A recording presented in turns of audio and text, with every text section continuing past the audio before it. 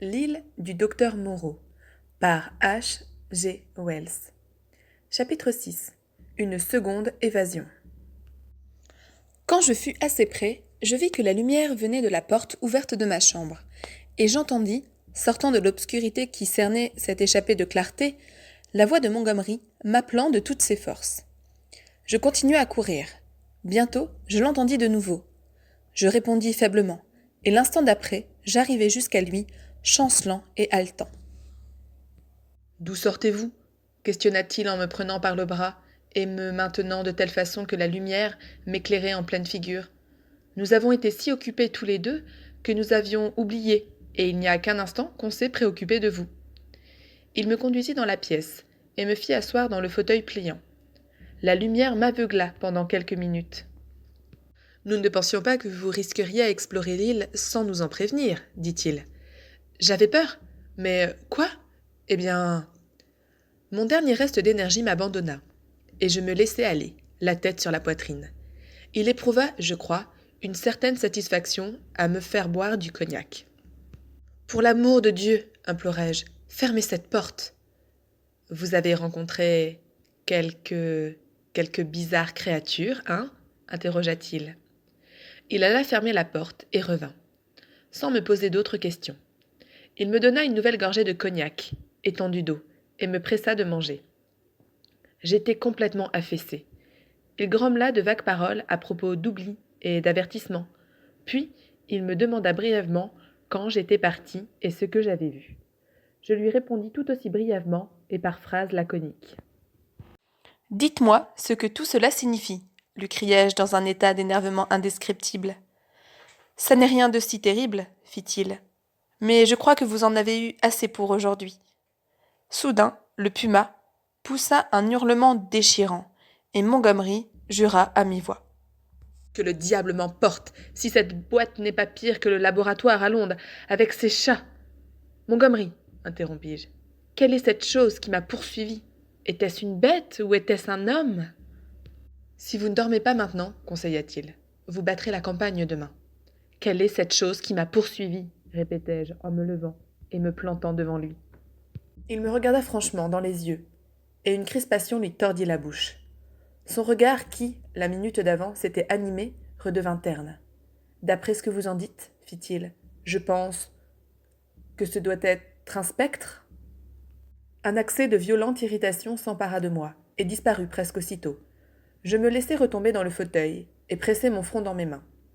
Le puma se reprit à gémir. Montgomery vint se placer derrière moi, et me posant la main sur l'épaule, il parla. « Écoutez bien, Prendick, je n'aurais pas dû vous laisser vagabonder dans cette île stupide. Mais rien n'est aussi terrible que vous le pensez, mon cher. Vous avez les nerfs détraqués. Voulez-vous que je vous donne quelque chose qui vous fera dormir ? Ceci, il voulait dire les cris du puma, va durer encore plusieurs heures.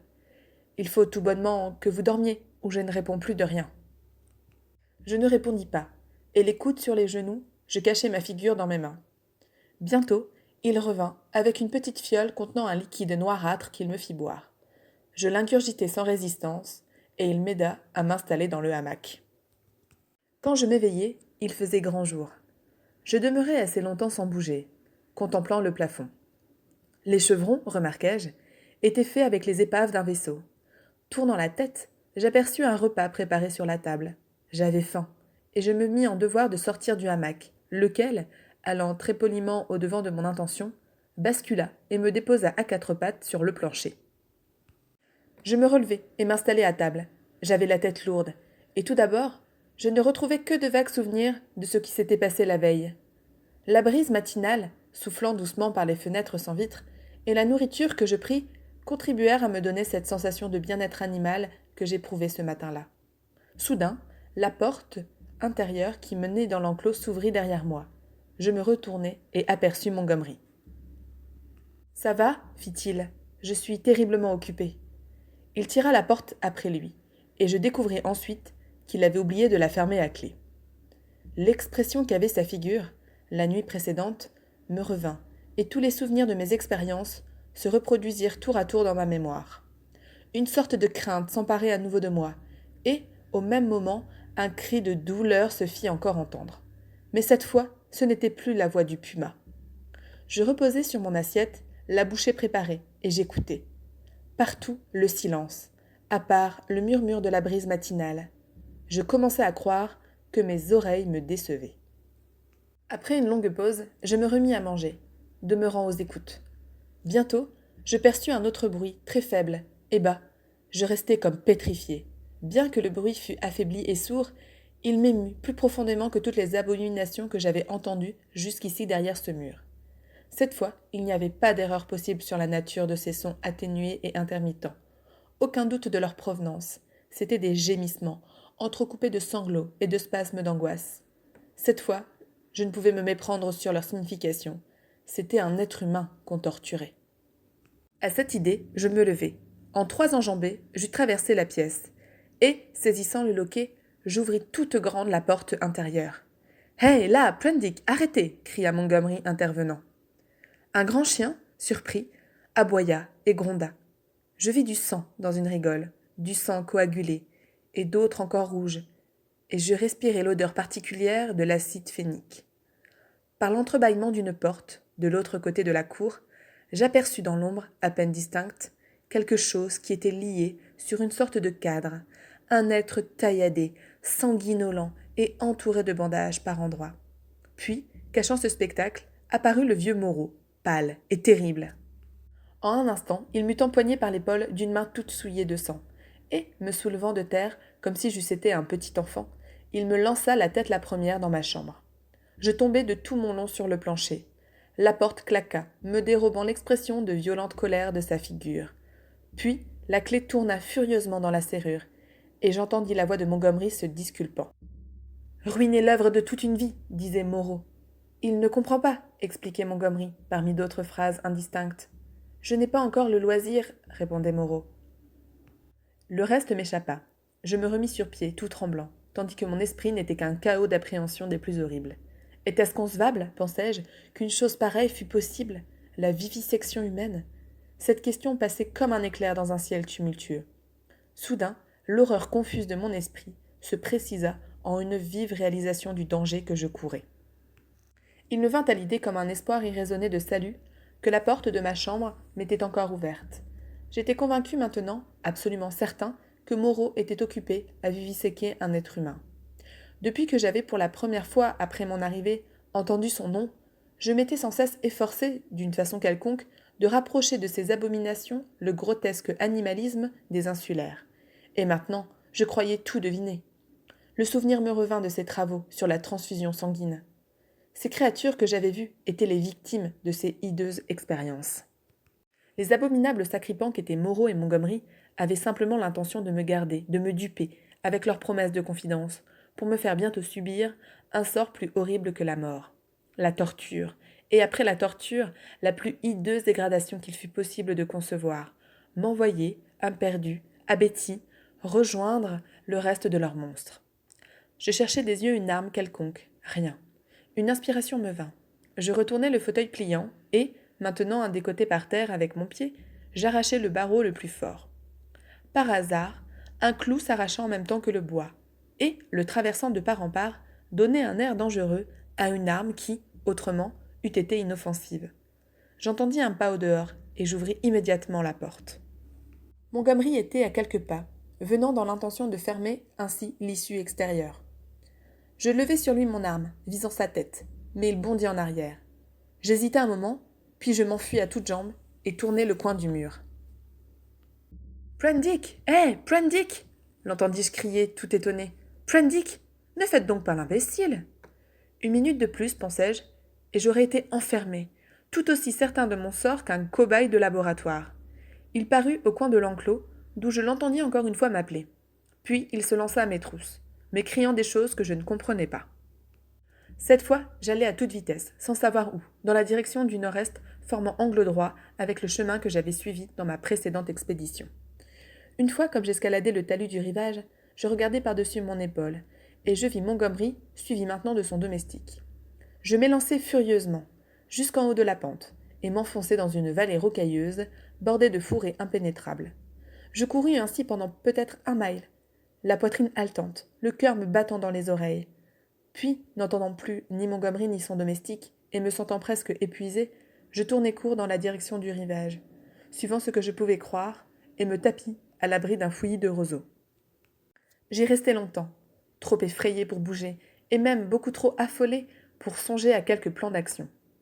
Le paysage farouche qui m'entourait dormait silencieusement sous le soleil, et le seul bruit que je pusse percevoir était celui que faisaient quelques insectes dérangés par ma présence.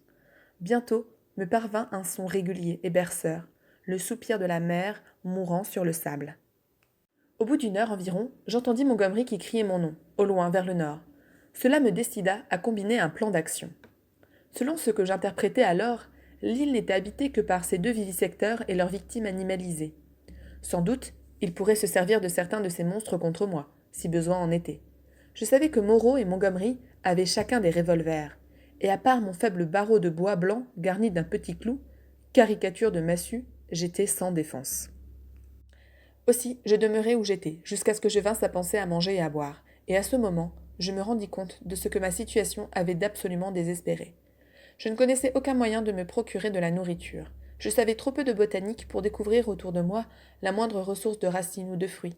Je n'avais aucun piège pour attraper les quelques lapins lâchés dans l'île. Plus j'y pensais, et plus j'étais découragée. Enfin, devant cette position sans issue, mon esprit revint à ces hommes animalisés que j'avais rencontrés.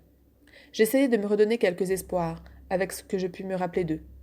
Tour à tour, je me représentais chacun de ceux que j'avais vus, et j'essayai de tirer de ma mémoire quelque bon augure d'assistance. Soudain, j'entendis un chien aboyer, et cela me fit penser à un nouveau danger. Sans prendre le temps de réfléchir, sans quoi il m'aurait attrapé, je saisis mon bâton, et me lançai aussi vite que je pus du côté d'où venait le bruit de la mer. Je me souviens d'un buisson de plantes garni d'épines, coupant comme des canifs. J'en sortis sanglant, et les vêtements en lambeaux, pour déboucher au nord d'une longue crique. Je m'avançai droit dans l'eau, sans une minute d'hésitation, et me trouvai bientôt en avoir jusqu'aux genoux. Je parvins enfin à l'autre rive, et le cœur battant à tout rompre, je me glissai dans un enchevêtrement de lianes et de fougères, attendant l'issue de la poursuite. J'entendis le chien, il n'y en avait qu'un, s'approcher et aboyer quand il traversa les épines. Puis, tout bruit cessa, et je commençai à croire que j'avais échappé. Les minutes passaient, le silence se prolongeait, et enfin, au bout d'une heure de sécurité, mon courage me revint. Je n'étais plus alors ni très terrifiée ni très misérable, car j'avais, pour ainsi dire, dépassé les bornes de la terreur et du désespoir. Je me rendais compte que ma vie était positivement perdue, et cette persuasion me rendait capable de tout oser. Même, j'avais un certain désir de rencontrer Moreau, de me trouver face à face avec lui. Et puisque j'avais traversé l'eau, je pensais que si j'étais serré de trop près, j'avais au moins un moyen d'échapper à mes tourments, puisqu'il ne pouvait guère m'empêcher de me noyer. J'eus presque l'idée de me noyer tout de suite. Mais une bizarre curiosité de voir comment l'aventure finirait, un intérêt, un étrange et impersonnel besoin de me voir moi-même en spectacle me retint. J'étirai mes membres engourdis et endoloris par les déchirures des épines. Je regardai les arbres autour de moi, et, si soudainement qu'elle sembla se projeter hors de son cadre de verdure, mes yeux se posèrent sur une face noire qui m'épiait. Je reconnus la créature simiesque qui était venue à la rencontre de la chaloupe, sur le rivage. Le monstre était suspendu au tronc oblique d'un palmier. Je serrai mon bâton dans ma main et me levai, lui faisant face. Il se mit à baragouiner. Vous, vous, vous, fut d'abord tout ce que je pus distinguer. Soudain, il sauta à terre et, écartant les branches, m'examina curieusement. Je n'éprouvais pas pour cet être la même répugnance que j'avais ressentie lors de mes autres rencontres avec les hommes animalisés. Vous, dit-il, dans le bateau. Puisqu'il parlait, c'était un homme, du moins autant que le domestique de Montgomery. Oui, répondis-je, je suis arrivé dans le bateau, débarqué du navire. Oh, fit-il. Le regard de ses yeux brillants et mobiles me parcourait, des pieds à la tête, se fixant sur mes mains, sur le bâton que je tenais, sur mes pieds, sur les endroits de mon corps que laissaient voir les déchirures faites par les épines. Quelque chose semblait le rendre perplexe. Ses yeux revinrent à mes mains. Il étendit une des siennes et compta lentement ses doigts. 1, 2, 3, 4, 5. Je ne compris pas alors ce qu'il voulait dire. Plus tard, je trouvai qu'un certain nombre de ces bipèdes avaient des mains mal formées, auxquelles parfois il manquait jusqu'à 3 doigts. Mais, m'imaginant que cela était un signe de bienvenue, je répondis par le même geste. Il grimaça, avec la plus parfaite satisfaction. Alors, Son regard furtif et rapide m'examina de nouveau. Il eut un vif mouvement de recul et disparut. Les branches de fougères qu'il avait tenues écartées se rejoignirent. Je fis quelques pas dans le fourré pour le suivre et fus étonné de le voir se balancer joyeusement, suspendu par un long bras maigre à une poignée de lianes qui tombaient des branches plus élevées. Il me tournait le dos. « Eh bien, prononçai-je. » Il sauta à terre, en tournant sur lui-même, et me fit face.